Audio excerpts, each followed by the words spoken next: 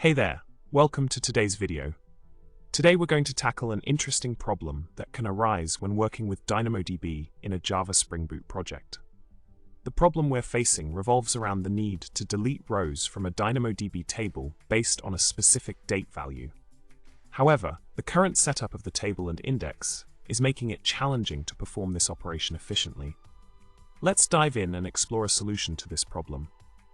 In the solution provided, we see that the key to addressing the limitation in querying based on the creation_date field lies in introducing a static value called GSI1_PK to our items.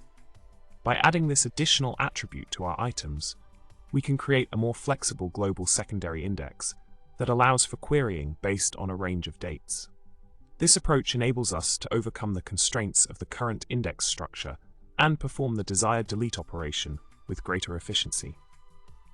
In summary, by introducing a static value, such as GSI1_PK, to our DynamoDB items, and adjusting our global secondary index accordingly, we can enhance the flexibility and efficiency of our queries when dealing with date-based operations.